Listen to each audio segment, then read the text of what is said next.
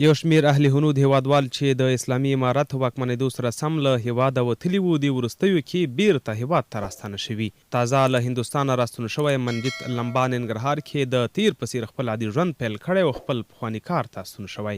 لمبا وایي خوښ دی چې بیرته خپل هیواد ته راستون شوی.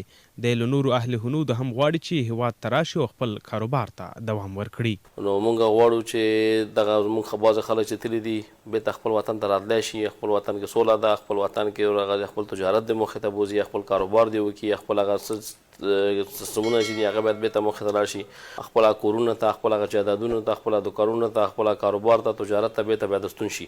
نوموړی زیاتوي د اسلامي امارت پر هغې پرېکړې خوښ دی چې د دوی غصب شوي ځمکې چې تیر کې خلکو غصب کړې وي بیرته به یې له غصب خلاصوي او دوی ته به یې سپاري. په ورته مهال د جلال آباد ښار اوسیدونکي هم د اهل هنودو پر راتګ خوښ دي او له نورو هغو چې له هیواده وتلي غواړي بیرته خپل هیواد ته راشي او په خپل هیواد کې کاروبار ته دوام ورکړي. سو هیواد مو د اقتصادي پلوه پر ځان بسیا شي. د جلال آباد ښار اوسیدونکی بلال په اړه وایي خوښ او خوشحاله یم چې ځینې یو شمېر سکان او اهل هنود وروڼه زموږ هیواد ته بیرته راستانه شوي دي، هغه چې بهر ته تللي وو او غوښتنه مې هم دا ده د ټولو هغه وروڼو څخه چې په خارج کې اوسېږي، که هغه مسلمانان دي که د هر یو مذهب والا دي، چې راشي خپل هیواد ته او خپل هیواد په خپله جوړ کړو، ځکه دا هیواد موږ ته بل هېڅوک هم نشي جوړولی. که موږ یې جوړ نه کړو، که موږ کار ونه کړو، هېڅوک هم زموږ هیواد نشي جوړولی.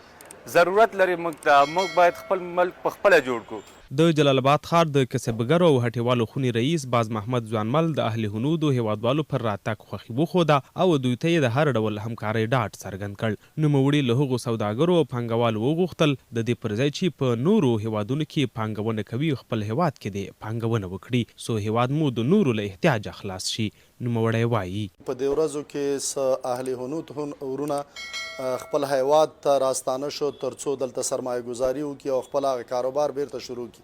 زما د ټولو هغه مسافرونو ورونو نه هیله او تقاضا دا دی چې خپل وطن ته راشئ.